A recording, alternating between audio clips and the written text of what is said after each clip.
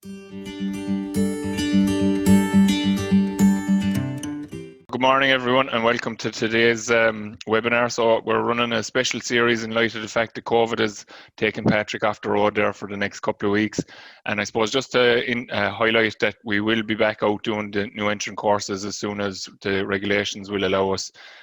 So we're just, I suppose, trying to give you a feeler for what's going to be covered on the course. Just to give you an idea, for some of you that maybe are already signed up, you'll get an idea what you're going to be attending, and for those of you that aren't signed up, maybe might increase your interest in signing up. So if you are interested in signing up, just contact your local office and they'll make contact with Patrick in due course, and we'll get you onto a course in the area most local to you. So today we're joined by Patrick Gowing, obviously, who's the expansion specialist based in Portlaoise. Doing a lot of, he's responsible for the increase in cow numbers across the country. Isn't that right, Patrick? Yeah. And we're also joined by Peter Hamm. So some of you might recognise the name. Peter held the Grassland Conference, or the Grassland Summer Tour last year when we were able to be on farm, and has an interesting story to tell. And Patrick has a very good handle on that, having been involved every step of the way with Peter. And we're also then joined by Patrick Foley, who's based in Wexford and is starting out on the journey of milking dairy cows next year. So we're going to touch off with some of Padraig's concerns and where he's at maybe as we go along, and also just try and garner as much information as we can from both parties, we'll say. So Padraig has obviously come through the process of getting to the point of commencing building and so forth, and maybe some bits and pieces that he can enlighten people on in relation to that. And then Peter is obviously a good number of years down the road now at this stage, going into the 7th year, the coming year of milking, and has been expanding as well as having started out on the initial scale of 40 to 50 cows. So Patrick's going to go through a presentation for about 20 minutes or so, and we'd encourage you to ask questions to get full value from it, and we'll ask them as you're going along so that we can get full value out of the presentation. So rather than trying to go back into the presentation again, if there's something strikes you, pop it into the Q&A there, and I'll throw it at Patrick as we're going along if it's time appropriate at that stage. So right, Patrick, you should be ready to fire away there now. I think you should have control of it. Thanks, Stuart, and I thank Patrick and Peter for coming on. So look, this is just a case study, and it's a case study on Peter Hamm's story. So I'll run through it to tell the truth before Peter tells the lies.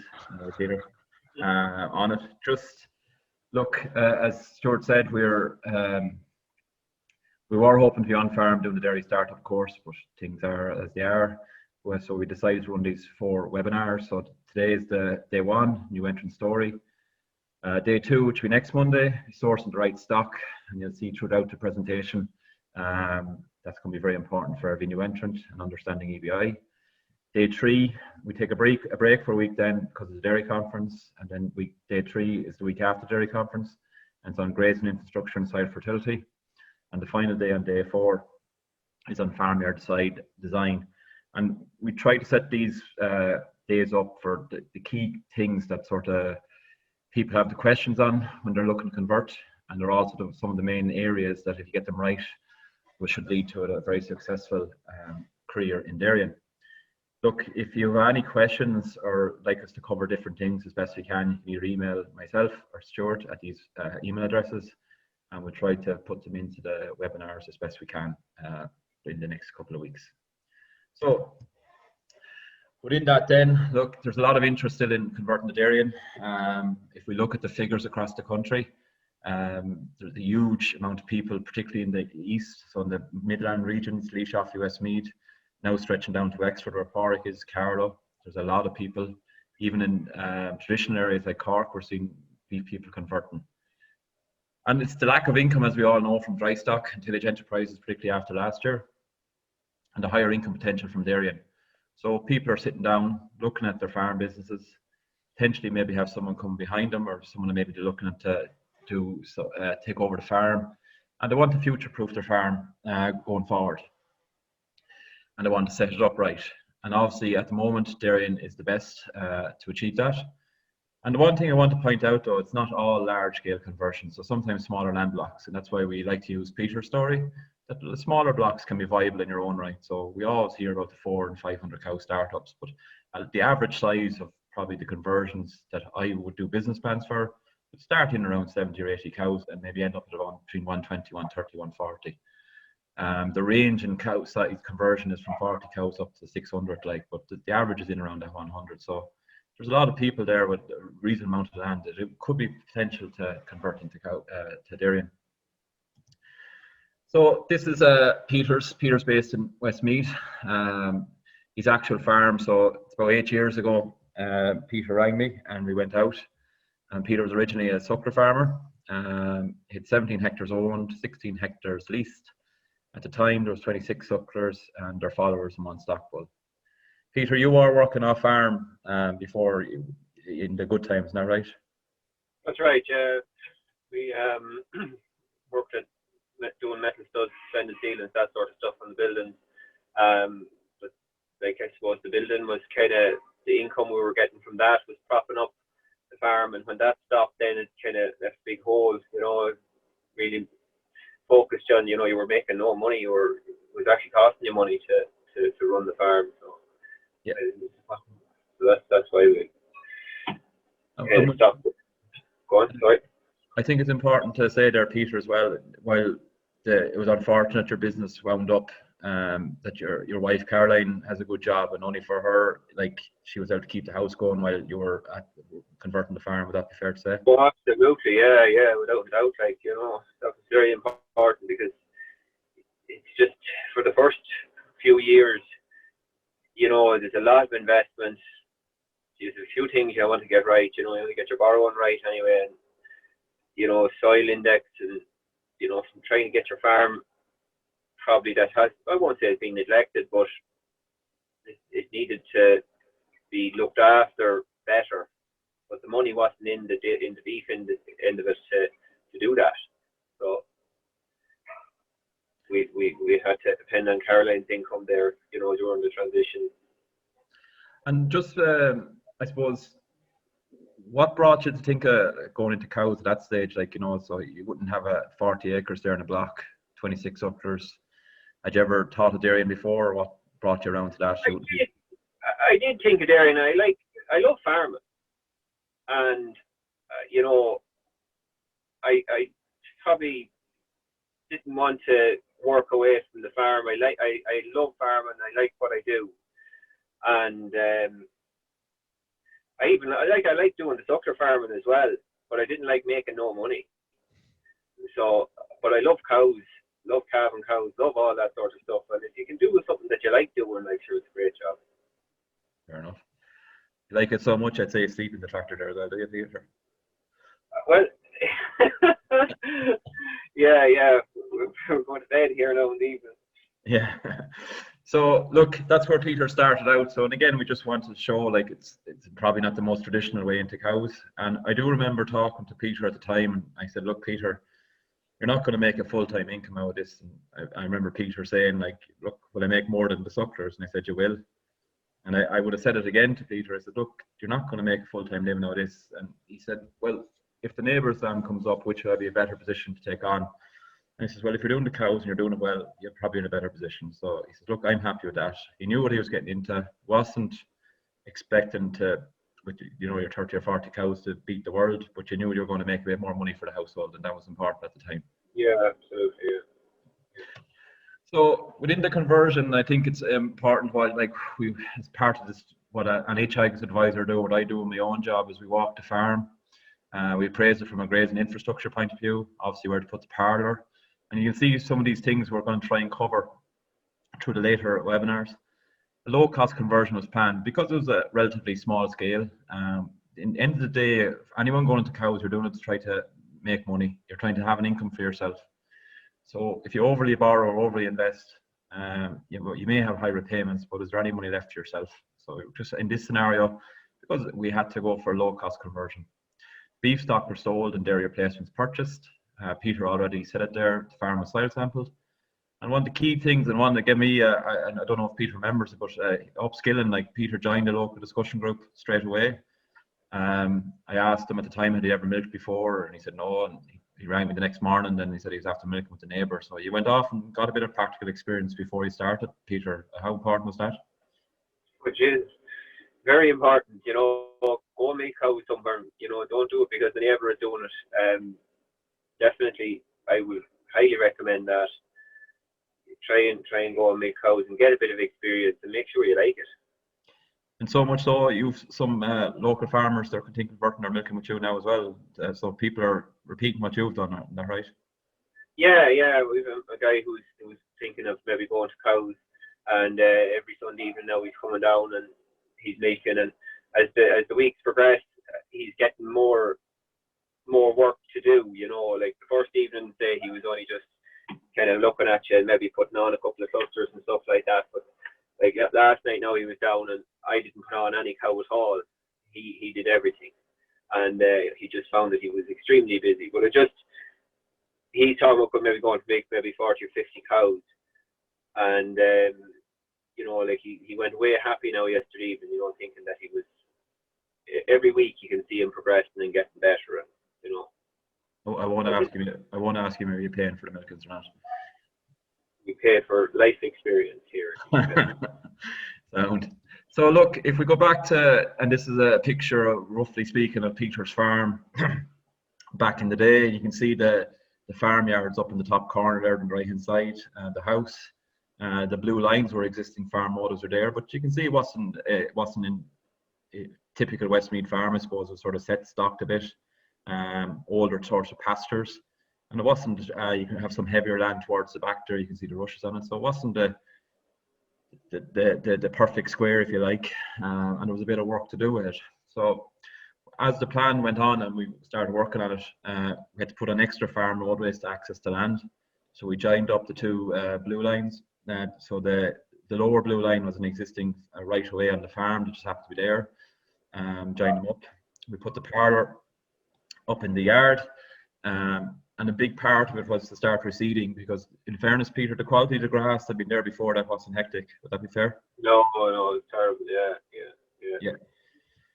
So we reseeded over time, and again, so we started. R1 is reseeding in the first year, R3 is year 3 and year 4. So we went after the grass that was obviously closer to the parlour first, and also the grass that was the poorest.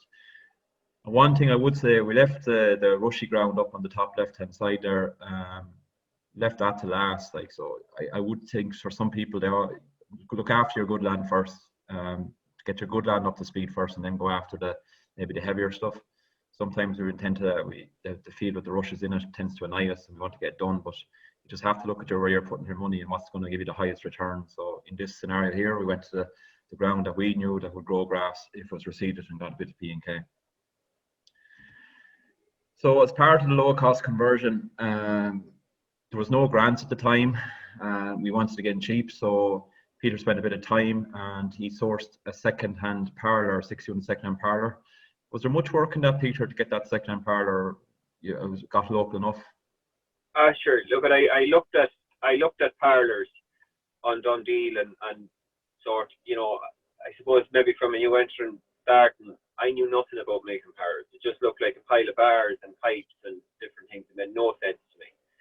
And you look like yokes now that had be just ready for the scrap heap, and lads were looking for a bag of money for them. And I suppose you're going to be careful about that too. So I was lucky. I found this 6-unit parlour. It was only maybe about a year or so out of operation, for the farmer had gone on to a different grazing block, and it was a good clean machine. It was probably 30 years old when I bought it, but like, it was still perfect, like, you know, it was 100%, and everything was there. It was a meal bin, which we still have today, a small bulge tank, and a 6-unit jar plant. So it was everything I needed to start off, and it was we didn't break the bank. Like, I think I gave 9 or 10 grand for the entire lot, but then we had to physically go to your man's place, try and take it out, and then try and get a guy to fit it, and you not knowing anything about building and regulating, you know. And I won't say I didn't know anything about building, but you know, just I suppose how am I trying to say, you know, marking out flow, fall, that sort of stuff. That was important. No, I wouldn't suggest now just because you put delay block to head off there and think what makes it harder. Get steered wrong, like, you know, get a bit of advice on that. Very good. So you guys can see in the presentation there, that's the actual parlour and the actual second-hand bulk tank. So it's a nice cheap conversion in. You did some of the building work yourself, coming from your, would have helped out, coming from your previous experience in the building trade. There's the bulk tank that's still in situ, and there's a small slatted tank put at the base of the parlour. Now, if we look at the cost of conversion, it totals in around 60,000 there. So at the parlour, he said it was about 10,000, 15,000 to do the shed and collecting yard. 5,000 was 205 metres of roadways to be done. You use every shed that you had. So the existing cubicles were put into an existing shed with no scrapers. And then there was water fencing, ESB and receding. So we tried to keep it as low, but get the thing going.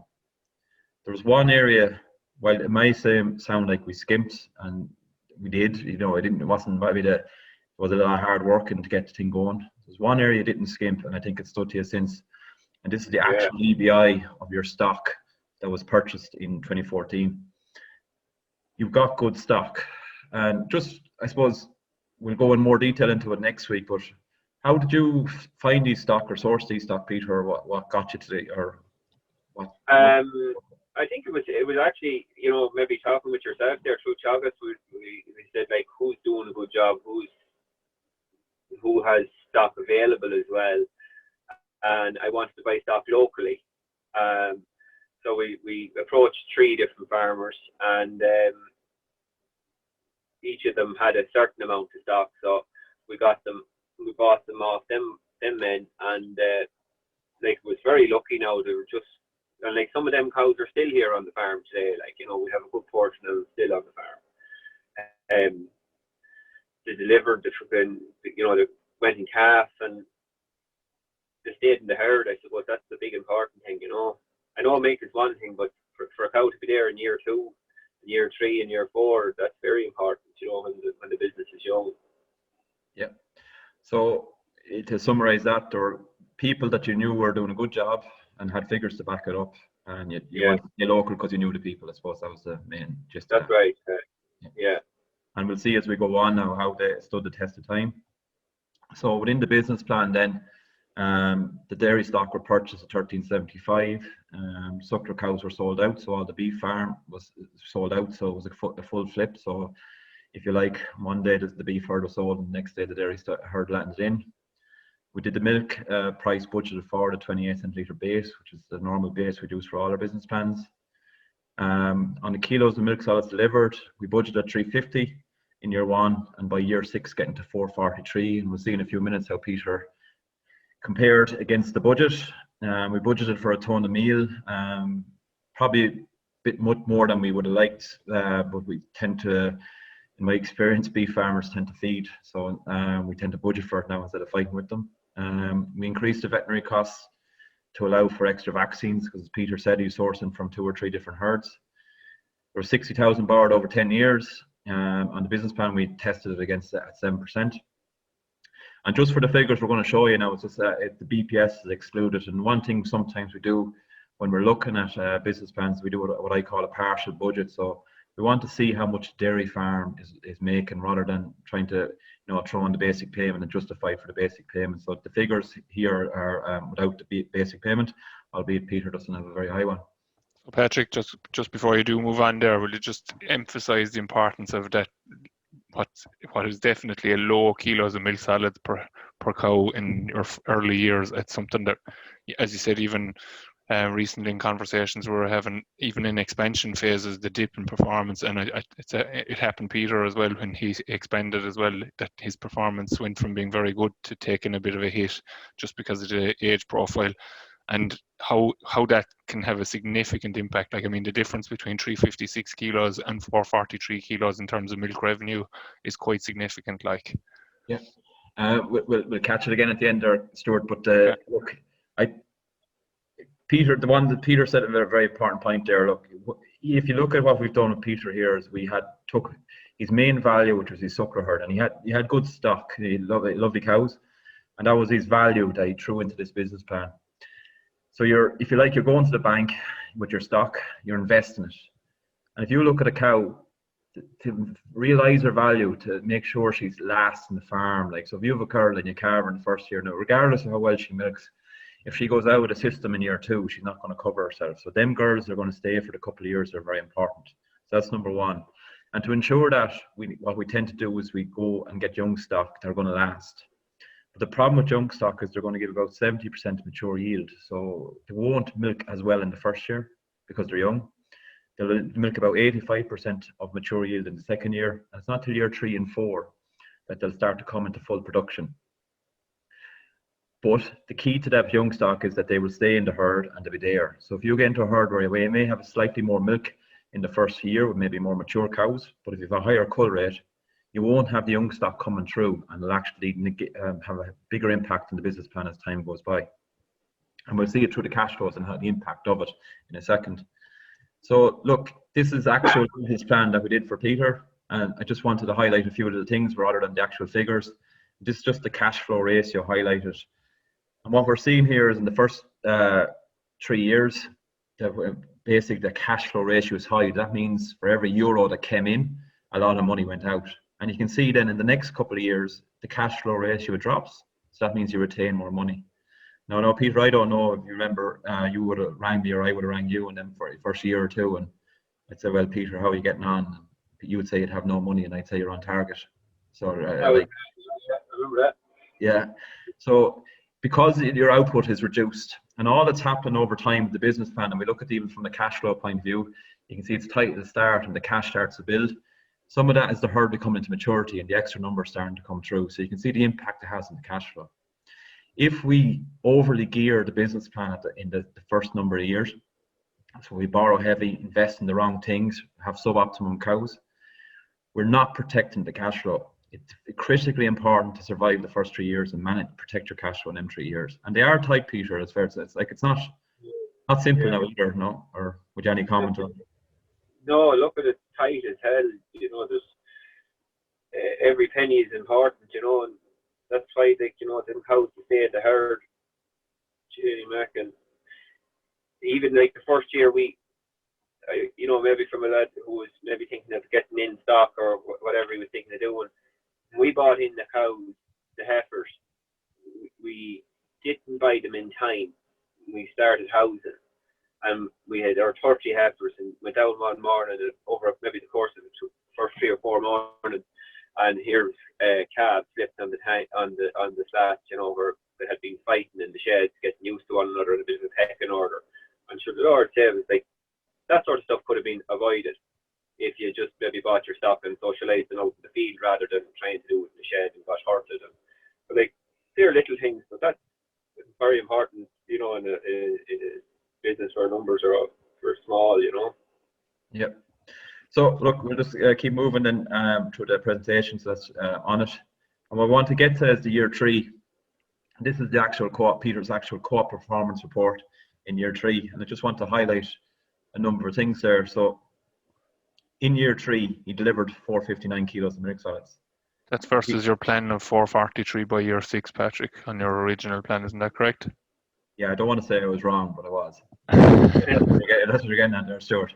On it, yeah. So we generally through the plan we tend to be conservative. That's a credit to Peter now. So he got the performance out of the cows by doing the right things, grazing management, but also sourcing the right stock. And we look at a performance point of view, and I suppose it comes back to this: is what are these stock worth to you? You can see there on the star rating that, like, he's up in the top. If you could there. That's comparing you against your peers within your own co-op. And Peter's, you know, so we get a lot sometimes in new entrants and existing farmers say, oh, you're sure a new entrant, what would you know? Like, you know, you have to be born into it. But you can see here that Peter was outperforming the average by year 3. And then if we just take it back to if you look at the co-op average in that year, and this comes back to some of the value of it, the co-op average was 356 kilos of milk solids, where Peter did 459 for talk purposes, about 100 kilos of milk solids in the difference above the average. That's worth €400 a cow. So for every cow Peter had above the average, they brought in an extra €400.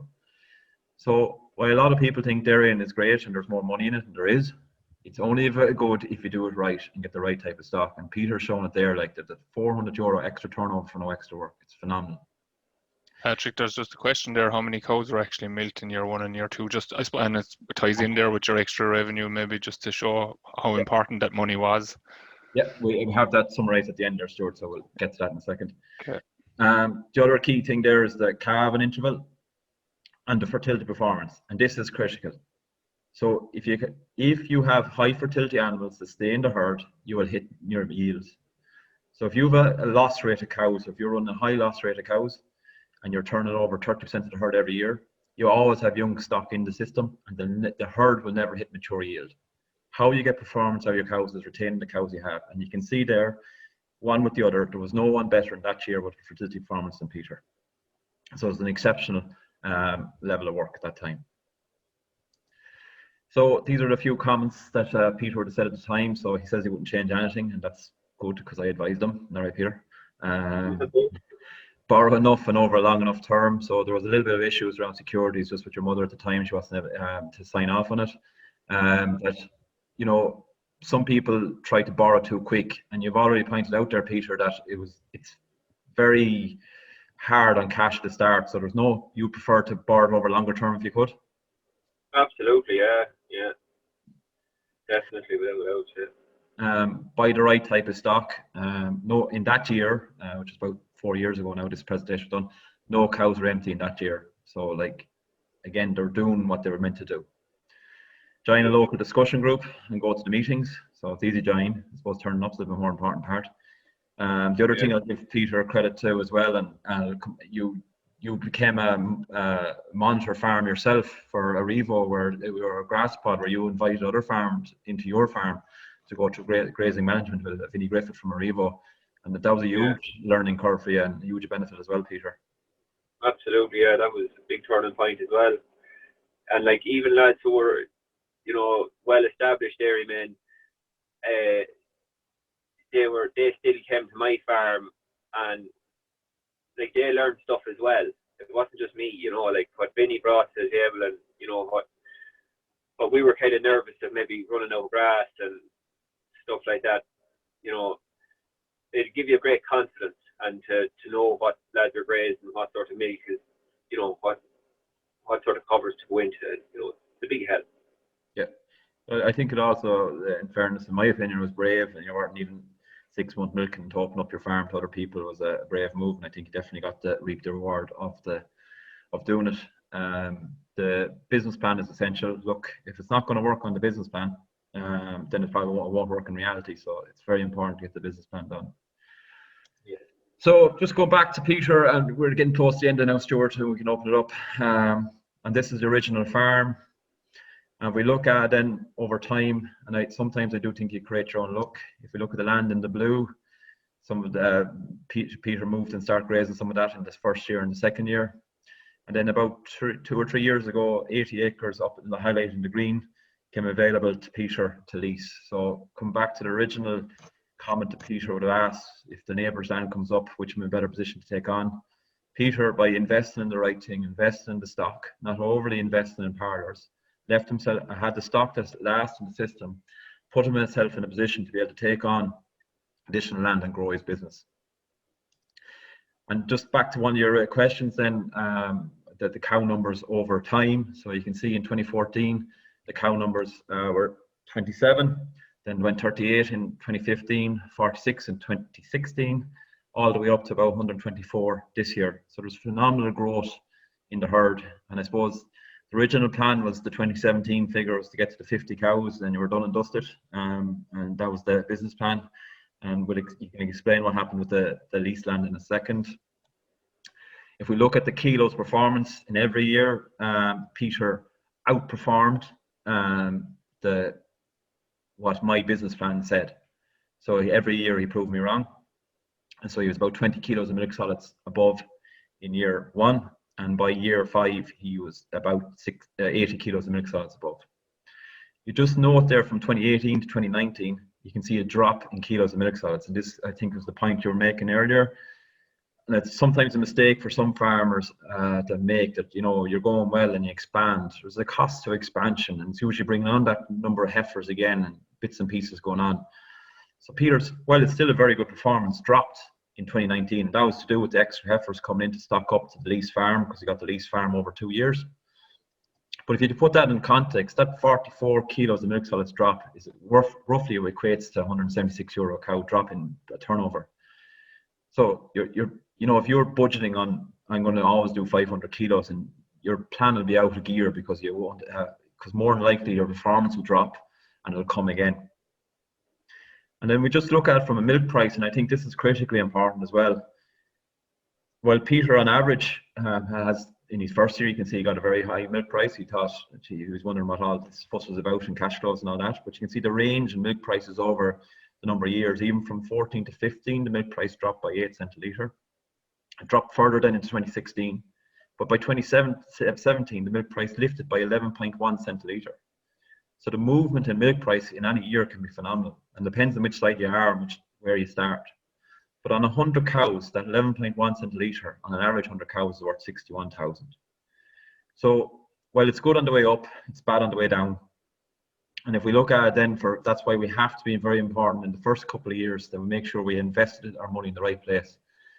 Because if we happen to be on the downside of the low milk price, and even for yourself there, Peter, in year 3, which is 2016, you're only sort of getting going, you still had a good chunk of heifers coming on. You felt the pinch of that low price. It was tough going. Yeah, for sure. Yeah. On it. Also, Peter is bred into higher constituents, which we'll cover again next week to ensure they get a higher price. But I think it's an important graph, and it's a very simple graph to show us what really happens on a farm and on a well-run farm. That one is that the variance in milk price can be massive, but also there's a performance hit with expanding the farm, like on the system. So as Patrick as well, just to emphasize to people about that sourcing the right breeding stock. Like, I mean, we would see with the good groups on Profit Monitor, we look at, they're generally maybe on average probably about 4 cents ahead of base price for the year generally. And we'll say there's obviously, if people look at Co-op, the dockets that come out every month, we'll say, or the statement that comes out from the Co-op every month, there's the bottom 10% there that's highlighted, like, and that can be very bleak. You don't want to be in that area. So like, if people took nothing away from Peter's message today, like, it's just the importance of getting that right stock, and not just buying stock because you want to milk cows. It's buying the right stock. Yeah, 100% on it. And just then to finish off, look, there's been a lot of changes on Peter's farm. So if we go back to a few of the original pictures, the bull tank's so big now I couldn't get a proper picture of it. The parlour is a 20 unit. So, and I think it's an important point, the parlour, like, so you start with a 6 and you went to a 9 or 11, was it, Peter? 10. 10. Yeah. You're on your third parlour in 7 years of milking. But you started the right way, and I think that's very important. Like, you couldn't afford, if you went to the banks looking for a 20 unit parlour on day one, they'd be still laughing at us. You got going where you want to go. It might have costed a bit of cash, a bit of hardship, but it got you where you wanted to be, and I think it protected the cash flows in the first couple of years. Yeah. You've since built a cubicle shed, so you've upgraded your facilities, and that's a bad picture, but anyway, they are Peter's cows milking on the leased land. So just in relation to the leased land, and I'll hand it back to Stuart then, just the opportunity came up and how that's worked out for you since Peter on the leased land, just to maybe explain to the listeners. Yeah, my neighbour, he was retiring, and it was probably a year early for me, but you couldn't pass up that opportunity because it's right next door. Like, his furthest paddock is actually closer than my own furthest paddock, and but there was no water, there was no roadways, there was none of that. There was none of it. There was maybe one field of it that was reseeded, so we had to go into that, reseed everything, put in roadways, water, basically start as if you were starting as a new entrant all over again. Cow numbers had to change.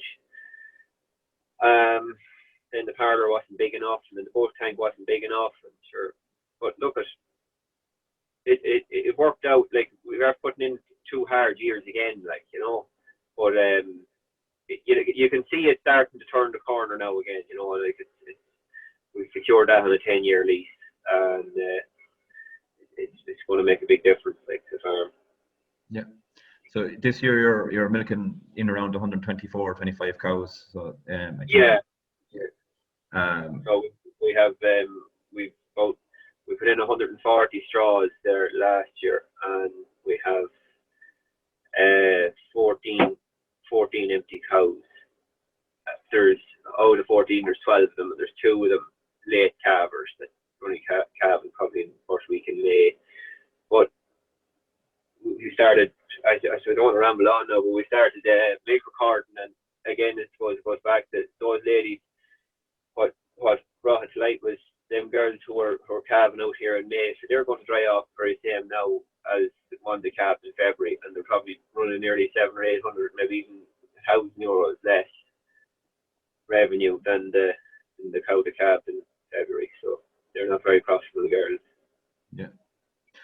So I'll hand it, the last comment I'll make, I think if we go back to, before I hand it back to Stuart, maybe for a few questions, and maybe bring in Padraig as well, that from the original 26 sucklers within 7 years, you're milking the cusp of 120 cows. I think it's a phenomenal achievement.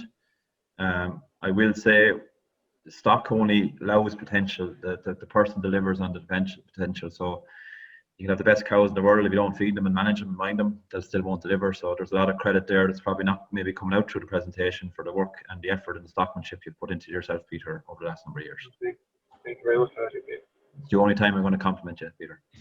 Yeah, I take it. Appreciate that. So look, Stuart, that's the brief summary of Peter's. So look, we'll hand it back to you there if you have any questions or.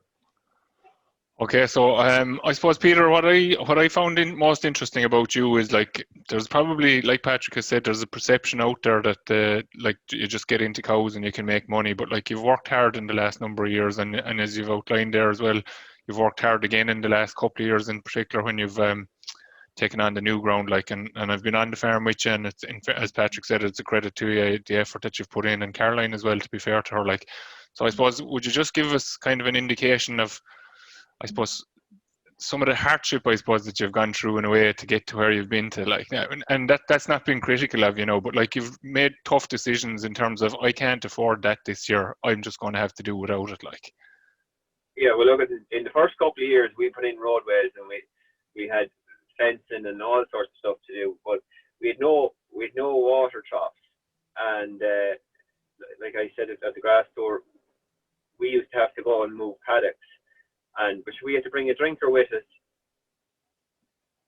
You there? Sorry. We had to bring a drinker with us and a roll of pipe with you as well to move paddocks. And as time went on, then you got a few more drinkers and a bit more piping, and but like that, it wasn't all a kind of a perfect picture at the start. We made lots of sacrifices, and we had cows in cubicles, and we had, the cubicle, we had no scrapers, we had to scrape them down every day and do all that sort of stuff, and then we had dry bedding, and, not ideal, but you kind of made use of what you had. That was, I suppose, and like Caroline, the fact that she was working and she had a good job, without her to run the house and kind of keep that end of it going, it wouldn't have worked either. Yeah, no, I just, as I said, like, I said it the other time we were up with you there 2 years ago as well, like, it's just that you made kind of personal sacrifices in terms of the work that you had to put in to get the thing off the ground, and now you're beginning to really reap the benefits of it. Like, the 20-unit parlour is a gift to you now at this stage. You didn't have it that time that I was up with you, like, so. It's just the sacrifices that you make, I suppose. I think Patrick and I would often talk about it, like, that people need to do a bit of the hard yards in order to appreciate what they have, like, and it's the perception is the thing that worries me about that.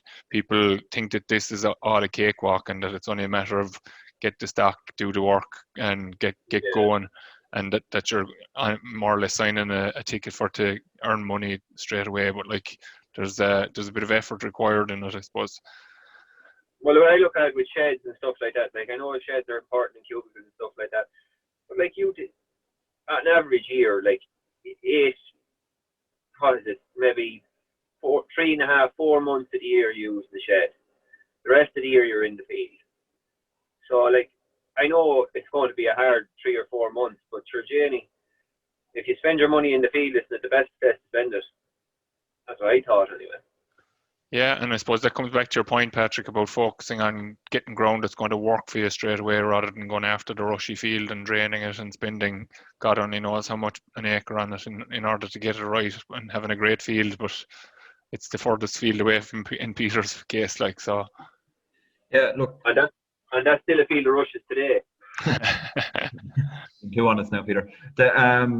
Yeah, look, focus on high returns. So if cash is tight, you always put your money where you're going to get the quickest return. So like Peter put money into stock, didn't skimp there, got the return of it. There's no point having them stock if you're not to feed them with.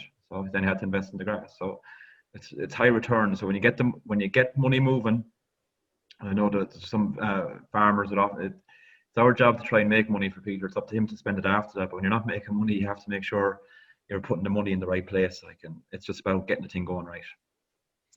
Okay, so we'll bring in Padraig now at this stage. So Padraig, I suppose any comments from your perspective? We'll say you're halfway, or well, I suppose 3/4 of the way along the journey now to getting going next spring, hopefully. Any comments that you'd like to share with people in terms of what you've gone through so far, like, and any pointers in terms of things that you, I suppose, wouldn't do again or would do again kind of scenario? Talking to Patrick was the first thing that you wouldn't do again, is it? No, look, it's great that this is recorded. I suppose I should say, first and foremost, thanks very much for having me, and fair play, Peter. I'm looking and listening with envy. Look, for your own sake, this was recorded, so you can watch that compliment from Patrick again and again. You can also watch him. I think it's twice he said that he was wrong in this presentation, so it's good to have it recorded. Yeah, you've got the same treatment as myself, so it'll be edited. Don't worry about it. Oh, no worries. Good. Stuart, yeah, look, it's there's lots of decisions to be made along the way. I suppose it's I looked at it from the start as making a list and ticking things off along the way as you go through it.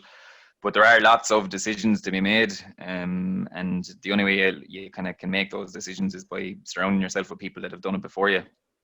And having people at the end of the phone like yourself and Patrick and other farmers that are there, because 9 times out of 10 they've done it already. You're not reinventing the wheel. You're trying to do it in the best way you can for your farming setup, but there are people out there that have done it before you. So try and meet with them, try and go see their places, and like what Peter said, go and milk in their yards, because that's the only way you learn, and you'll pick up tips that you wouldn't otherwise have picked up. I see Patrick let you borrow money for a tractor there, Peter. I wasn't told of that. It was shiny and blue. It looked shiny and new. We must talk about that, Patrick. Year 7, Patrick. Year 7. Yeah.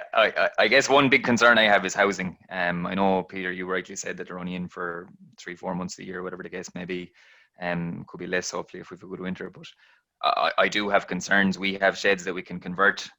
We haven't started converting them. Look, our focus along last year, I suppose, early in the spring, Patrick would have said to me, the clock is ticking, you're going to be under pressure. And I won't say I laughed at him, but with a new arrival on the way, and for me that was, well, I probably did laugh, because look, there's lots of laughter. If you don't laugh, you're in trouble. But with a new arrival on the way, and I suppose that was kind of the focus for us here in this house. And we still set the ball rolling. We started out in the fields. We put in the water loop first. We got to go ahead from the bank, obviously, first. Water loop went in first. Then we started on roadways. Then we started getting lined up to do a bit of fencing, which didn't happen until about a month ago. We did a good blast of reseeding, got that done. So the focus was out in the field first.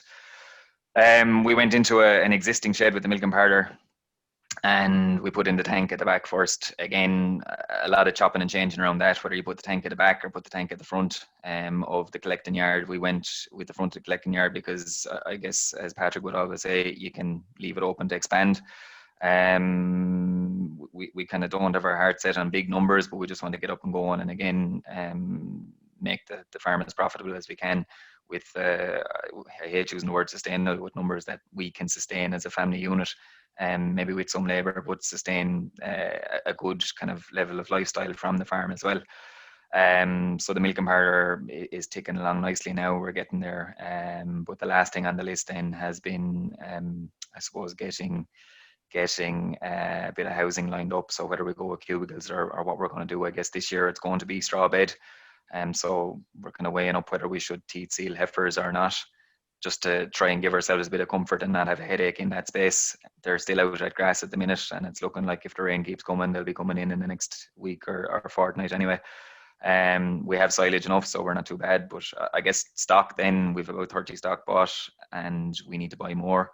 And I guess coming from a beef background, and we're in a trading system, we've rams gone out to yours now as well, but so we've plenty of work ahead of us. But we're going to hold on to the sheep for a few years anyway. But coming from a trading system, if you have money or you can lay hands on money, our belief would be that you can buy stock. I guess buying the right stock is something that we need to work on. And Patrick has compared me to a smoker before, that he'll try cut me back on buying stock. So I suppose buying the right stock could be tricky, because from a beef background, you have to try go out and buy value so that you can finish it and make money on it. But this is obviously a different game, so the EBI is something that's there. It's an indicator, and I guess it should be used. So look, we've a lot to learn, but I think surrounding yourself with people like Peter that have done it before you is a big help. And you mentioned it there. No, sorry, Patrick, you're going to say something. No, but the fact that you're straw bedding potentially this, Peter, you have done some of that. Like, and I don't know if you copped it there on your presentation, like that your cell count in year 3 was an average of 50. Like, it can be done if the bedding is kept clean. Like, would you have any concerns of someone putting cows in straws for a couple of years, Peter Hamm? I wouldn't know. I look at what did we do? We used, it wasn't all straw we used. We used shave wood, kind of sawdust. We got a big pile, like a lorry load or whatever, and back to workload again. We used to go in with a mucking out fork and wheelbarrow and take out the worst of it and try and keep it as clean as you could. And just an extra job, but you look at it, you do what you do. It worked fine. You had no major issues with cell count afterwards because you kept it clean though, and I suppose that's the biggest concern. Yeah. Would that be your concern, Patrick, is just cell count afterwards? Look, it's down to labour, cell count. Look, mastitis, if it gets in, you're in trouble. Like, you're just, when you have cows in housing, you're multiplying the amount of feces that's around the animal, and the risk is there. Like, so it's just to be able to have the labour. Like, I've talked to guys that have put in cubicles, and guys that didn't in year 1, and they kind of would have went through heaven and earth to make sure to have cubicles the following year. Like, one guy in particular, he told me it used to take me 8 minutes to clean out the shed fully and to take out the straw, and that was there from the day or the couple of days before, and he had a time down to that, but he said he was just sick of doing it by the time it came to getting cows out, and then he had some cows in and some cows out, and cubicles he reckoned was just some of the best money he'd ever spent. And I suppose, look, we're all trying to manage to a budget, and you need to be very good at saying no when you're going through the building phase, because you'll have builders in and they'll say, look, it's 180 quid to do that, it's 200 quid to do that, that's only 50 quid. All of a sudden you're up to €1,000, and these €1,000 don't belong before they come €10,000. And like, you have to stick to your budget. But the guys that have put in cubicles since have said to me that it was the best money they've spent of all, because they have that bit of comfort. The only problem they have now is putting out lime. And it's just, getting to that stage, I suppose. But look, we've lots of other things to do before we get in, but it is one of the concerns that I have. Just to come back to what you said at the start then, Patrick, about the time scale involved in it. So when Patrick said to you needed to be getting going, how long ago was that? Probably this time 2 years ago, I'd say. So look, we're finishing beef, Stuart, is what we're doing. I like it. I enjoy buying and selling. You kind of never get a happier day than when you've a double going out the yard and you've cattle that you've bought, finished, you've seen the average daily gain. I suppose we do what a lot of fellas don't. We weigh them coming in. We generally weigh them going out. So we try to do the job as right as we can. I enjoy it. I milked in New Zealand when I was in college back years ago. I always had my eye on dairy and never really kind of moved too far away from the idea of it. But you do have that nervousness around going spending money. And I had done business plans myself before I sat down with Patrick and went through it. And I think I purposely kind of scuppered the plans so that it looked like I was borrowing way too much. But there are ways of doing things. And like Peter's story is an ideal kind of scenario or an ideal example of how it can be done. and hopefully in 7 years' time we'll be in as good a position. So I suppose we really only started in earnest in January, February. Obviously, we priced a few milk converters and so on, and like, you know, even getting the right guy on the digger to dig things out, and doing the roadway, checking to see if you got stone on your own land, pricing around and seeing what other people use for roadways. Like, all these things take time, and all these things you have to answer questions, getting the paddocks mapped out to best suit yourself, making sure gateways are ideal for cows, but by the same token, your yard still needs to be able to handle farm machinery coming through, whether it's a sprayer that's going to roll out and be 20 meters wide, or silage kit coming in, because you're going to have them more often if you want to manage your grass right. You know, so all these things have to be taken into consideration, and you have to. The only way to do it is to get people involved. And if you ring someone today, and you haven't been talking to them before, which is often the case, you're cold calling people, because you're new to the game, and you kind of need to give them time, a week or two, to get in and talk to you and get it done. But by the same token, you will have people calling to you that are cold calling you because they see, wait, he has concrete troughs in his field now, he must be going spending money. I wouldn't mind getting my hands on them with that. So you kind of need to learn to say no in the process as well. And I don't know, Peter, if you had that experience, but and look, you probably had a skill set coming from the steel background that you're able to do a lot of jobs yourself. But I'm working away off farm as well, and it's kind of tricky. You kind of have to employ people to get the job done. So it's saying no is something that you need to get good at. Well, I just on the fencing end of it, roadways, like, if you know, I'm sure Patrick has gone through it with you. Like, if you get one or two roadways in the right place, you know, like, strip wire do you for a couple of years. Because if cow numbers are going to be changing, like, we took up fences this year, you know, when paddock sizes all changed, you know, it's... You send them down to me? Huh? Will you send them down to me? Yeah. So, you know, I wouldn't be too worried. You know, one or two good roadways and just strip wire would be grand. The bone saw, Peter, would be the main objective, I suppose, is it, if it wasn't already fenced well? Oh, the boundary, yeah. Is that what you said, Stuart? Sorry? Yeah, just to say, make sure that you had good fencing on your boundary, and then, like, as you said, like, when you started out, you milked 29 and the objective was to get to 50, so you were nearly doubling your number, so there wasn't going to be much point in putting in paddocks for the 29. Exactly, yeah. And like, now it's changed again, so... Yeah. Sourcing stock, Peter, did you mull over, I suppose, I've done sums on it as regards, like, buying weanlings or buying calves, and growing them into heifers that you can put to the bull, and obviously calving them down yourself, versus buying in heifers that are ready to calve down. Did you do much in that, or did you put much thought into it? I know you're up to the numbers now, but... Well, look, what I did was, we went back with Patrick and John Hardy, our local Teagasc man here, and we kind of identified who we wanted to buy stock from, and that they would have stock to sell. Then what I kind of looked at with Vincent Griffith and Arrivo, he gave me a huge amount of help as well. But I suppose what it kind of boiled down to was, we looked at, okay, we tried to find farmers who were doing probably 500 kilos of milk solids or thereabouts on maybe 700 or 800 kilos a meal. If they were in around that, look, you wouldn't go too far wrong, and that the heifers you were buying were AI bred heifers, that they weren't stock bull heifers. And are you AIing yourself now? Everything is AI, yeah. We don't use stock bull. No stock bull at all?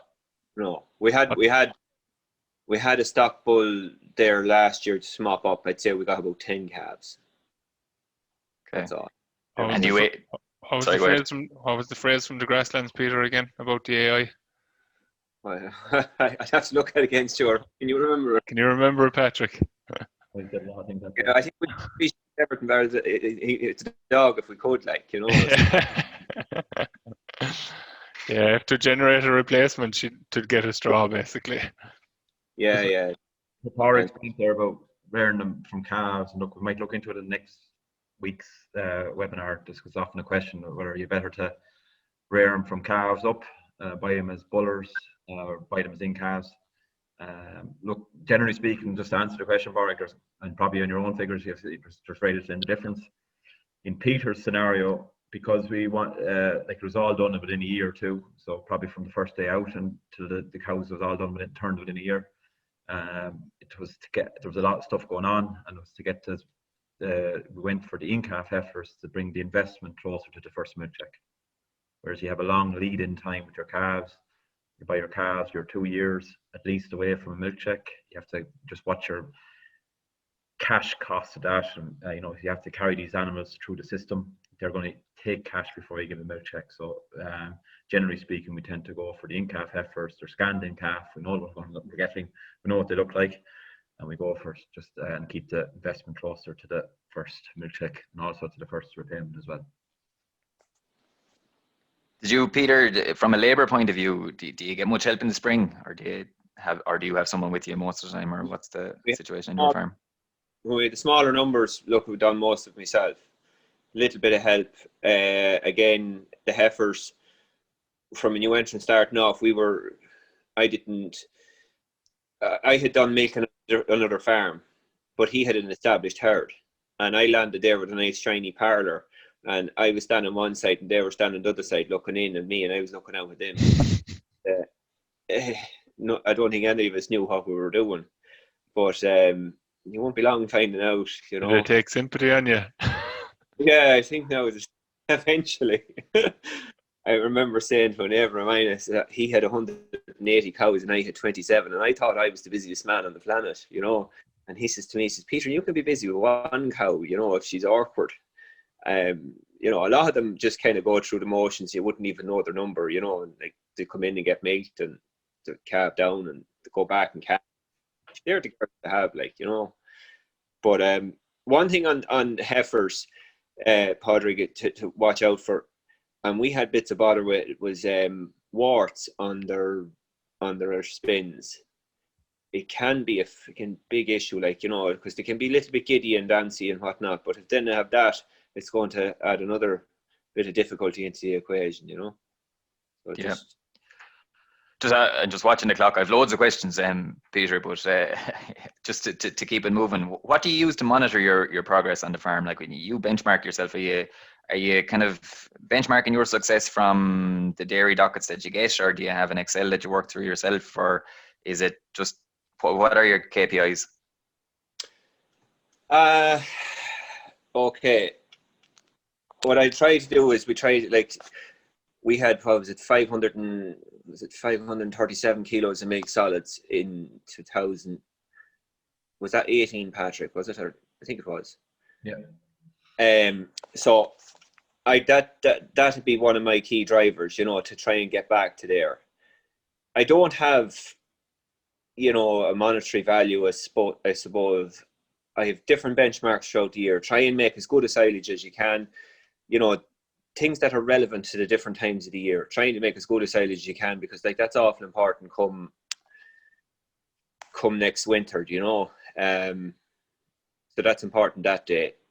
You know, look after your cows as best you can.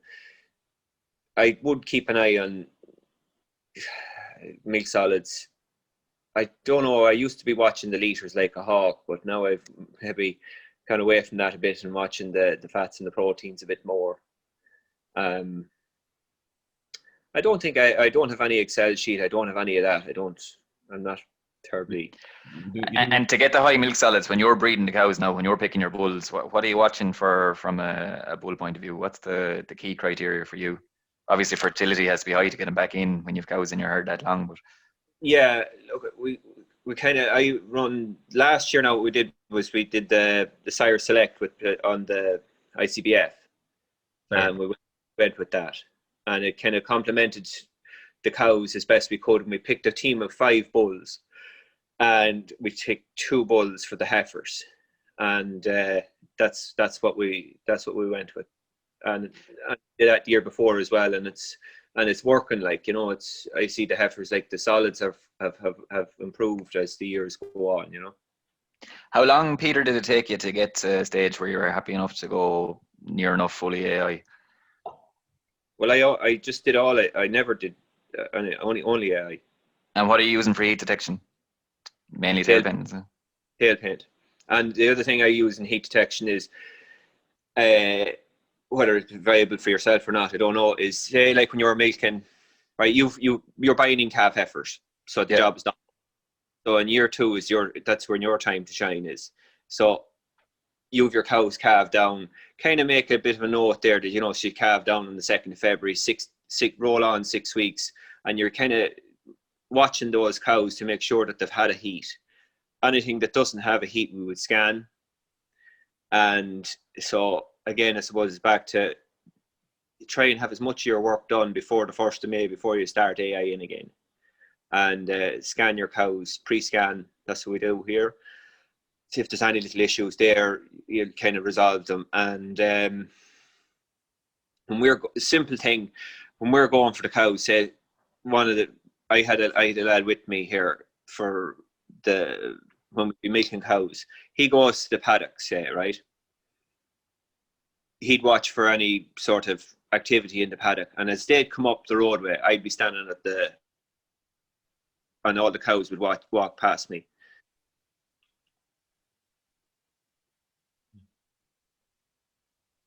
So the battery might be after going. Yeah, I think one of the cows after getting them. I suppose that's one of the concerns, lads, I'd have is just heat detection ability, Patrick, afterwards. Well, not even just to make sure, you know, obviously when you're buying in heifers like that, you're going to be buying in good quality, and you want to breed as good a quality replacements as you can, as quick as you can, and try build numbers as quick as you can. Because look, when you have an Excel sheet and you have targets there, you want to try stick to them. But it's just, I suppose, yeah, you're right, Stuart. It's identification. Like Peter was talking about, having 2 pairs of eyes watching there. Like, once you pick them up, making sure, I suppose, the pre-scanning is useful to make sure that there's no need for intervention there, whether there has been an issue. Is like a dairy farmer, quite a good guy local to us, said to me previously that it's human intervention that causes a lot of the problems. You know, guys going in too early, in with a jack, and that's what kind of prevents those cows from going back and calf again, or going back as early as they could. Like, so it's just getting all those things right, because that's where the money's made, is getting the cows back and calf. Like, yeah, it's good. Sorry, Patrick, go on. Remember bringing a group of new entrants up to a farm in Westmead. They're milking 600 cows between 2 herds, and I suppose at the time the average group new entrant was talking about starting milking 40-50 cows, and they're all right about calving, and the farmer's response is, don't worry about the calving, it'll either come out the back or the side. He says, get them back in calf. And like, I think we overcomplicate. Peter has a very simple system there. He makes sure that all cows are correct. So he's monitoring. That's a notebook, it's an Excel sheet, there's apps, there's the image one. So once they calve, he's watching them, and he gives every cow the best opportunity to cycle in the first round, and it's heat detection thereafter, tail paint. It's not rocket science. Like, I suppose the big thing is someone out there with a pen and a piece of paper, like, to write the thing down.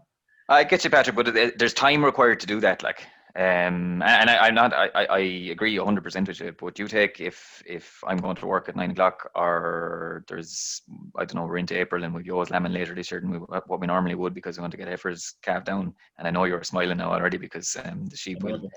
Yeah, I know. Look, I get what you're going to say. Like, and look, we can hit delete on the Excel sheet and they'll all disappear. Like, but they're still there, like, and that still requires time, you know. So do you have a Hereford bull that you let out to make sure they're back in calf, or do you kind of put your focus on buying replacements in for year 2 until you get fully set up, you know?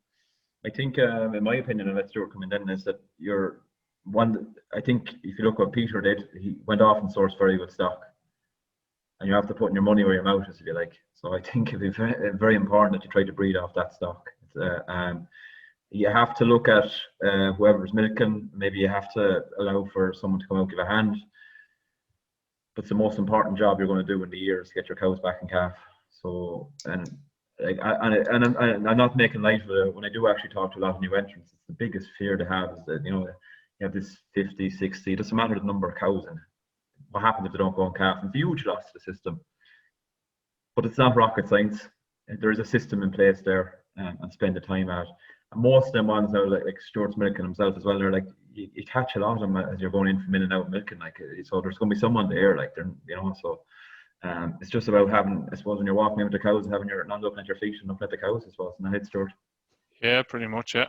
And I suppose, Padraig, I suppose when I was younger, I was working on farms through the farm relief, and I remember even going back to places where it was just during the breeding season, going back at 9 o'clock to check cows for the guy because he was away and stuff like that. We don't do that anymore. Like as Patrick said, there as they're coming in, or as they're coming in for both milkings, and maybe if you're passing them during the course of the day, Dad'd look at them or whatever, all right, and he'd keep an eye on them. But like keep up the tail paint. Get the big focus in Ireland. I've often heard people saying, and I can't recall who said it to me most recently, but is on calving the cow, whereas in New Zealand the focus is getting them back in calf. And that's probably what you have to do. So generally, with the dairy stock that's there now, they calve themselves fairly readily. High proportion of them will calve very normally, no problems, no assist required. Good records are the big thing, really, just so that you know that you can identify if that cow hasn't been cycling, and the earlier the better, I suppose. So like Peter said, they're getting in before the 1st of May. What I would say from your point of view, and I know Patrick has probably been onto you, the complication of the sheep actually it could be a bit of an issue for you. So extra help would be important possibly around that time, because you're going to be distracted by the ewes lambing at that time when you're going to really need to be focusing on the cows. I suppose the other thing, you didn't... As a smoker, like, that's what I mean. Like. Yeah. The other thing I suppose that Patrick or Peter didn't say is probably like John Hardy and Patrick have a good relationship with him, and they do talk to him a lot, and he talks to the boys a lot in relation to. I suppose, Patrick, you're going to, because you have the capability or the capacity in terms of Excel, etc., you're going to probably watch your finances a little bit more carefully than yourself. But like Peter would be quite open that he's not a computer person, like, so he probably relies on John and Patrick a little bit in terms of just making sure, like, he does the business on the ground, and then make sure like that's kind of feeding into his financials, which generally work out okay, I suppose, from the point of view that he is delivering on the ground. But there is an element of that probably most people that you meet, Patrick, are a little bit nervous of, is actually monitoring the finances themselves. Yeah, look, for most people going to cows, it's a big change. Like, so it's a career decision, and there's, as with anything in life, there's a bit of risk. So we tried to manage the risk, as we went through already. Managing the cash, like, I think, I suppose a lot of people, look, in the end of the day, it comes back to the current account. You can use your own systems and things like that, but it's having trust in the system, doing the right things at the right time. I do think for a lot of people, the first 6-7 months of dairying is very hard, like, because you have a lot of, you said it yourself there, Paul, like €200 here, €200 there, bits and pieces go out, bits of cash. I very rarely take a phone call off a new entrant in March, because they're probably after getting the first milk check, and it's not how they have dreamt it to be, because there was only a small drop of milk after coming in. So it takes time for the thing to build. It takes time for, to give the milk check a chance to clear the bills.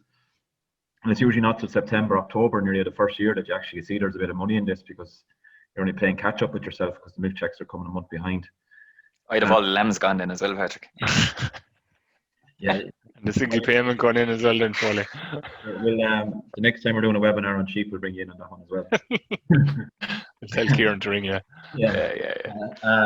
So look, I think if you set up the fundamentals right, and I think that's why there's everyone in what Peter, as you can see, like, he probably didn't sell himself high enough there. Like, he does grass budgeting, he's using Herd Plus, he's using Sire Advice, he does Profit Monitor, and he's in a discussion group.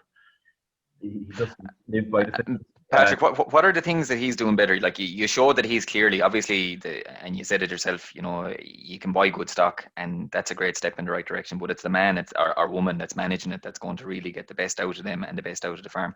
What's he doing that brought him in year 2 and year 3 to be above the average of the guys that have been doing it the whole lifetime? What's the key there? And obviously he's a hard worker, but what's lifting him above the average? So the trick to the whole thing, the man, when I was advising in Westmeath, the man I replaced was called Peter Burke, and he's a very good advisor. And he would say the difference between a good farmer and a bad farmer is 2 weeks. And what he means by that is you do the right things at the right time. And it's as simple as that sometimes. So if you look at what Peter did, because he's a stockman, and I think that comes into it, he's a good stockman, he likes his stock. He realised the grass wasn't right for the cows, so he fixed the grass. Like, it wasn't about putting good cows out in bad grass. He then realised that the way he was managing the grass prior to going into cows wasn't adequate. So as we said already, he joined that grass group and became the monitor farm for it. So anywhere he had a problem, he tackled the problem head on and went for it, and didn't just go with the same old way he always had done. And I think it's the small things there. To me, a lot of these things is just the small things. I know Peter, and this is what Peter Burke would have said, is like if a cow is a little touch lame, Peter Hamm will react on it. An average farmer, the bad farmer, wait 2 weeks and she maybe lost a half a body condition score and she won't go back and calf. So a lot of these things is not the rocket science. It's about looking after what you have and doing the right things at the right time. It's so simple for a lot of people, like that the system is there, and a lot of it is actually just recording the thing, having a notebook, writing down that cow had twins, maybe she needs to be looked after. That cow was a bit dirty, she wants to be cleaned out. That cow there is such a cell count, want to look after her, and that's it. And then putting the right grass into the right cows, and like it's no simpler than that really. Like I don't know. A lot of people worry about the parlour and the number of units in the parlour and things like that. And while it's important, the big thing is get the grass right, get the right cows. We've been milking cows for hundreds of years. Like we're not reinventing the wheel here. Like, does that answer the question? Yeah. As for your lamb problem, I know. Peter came back in just at the right point where you were praising him again. Yeah, exactly. I thought he was gone out to watch the New Holland actually. Okay. Look, I suppose we better wrap it up there. I suppose just to summarise, and we're going to focus on it more. Thanks very much to both Peter and Padraig for coming on and giving us their insights into their own situations, and for Padraig for some great questions from a new entrant's point of view, to Peter, who's travelled the road in the last number of years, obviously. The key thing is probably getting the right stock, obviously, to get off to a good start. And Patrick, you've summed it up there more or less, that then the next thing is identifying the next weaknesses or the next problem that's potentially going to come at you and dealing with it. So like you could have the best stock in the world, but if you're grazing meadows of hay, they're not going to be able to reduce the constituents either. No, you're giving the genetics, give them the potential, and the management will allow them to realise and fully deliver on that potential and exceed it in a lot of cases. So the big thing, I suppose, is to focus on the stock, and we're going to focus on that next week again. So thank you all for joining us. As we said, we will be intending to get back on site, we'll say, or out in the ground again as soon as the COVID restrictions are removed. So if you are interested in what you've seen today, if you weren't already signed up for one of the courses and you're interested in joining, contact the local office and they'll put you in contact with Patrick to get onto one of the local courses. So we'll finish it up with that. Thanks a million, lads, and the very best luck, Padraig, I suppose, and continued success to yourself, Peter. We look forward to coming across your crossing paths again with you in the next couple of years. Okay.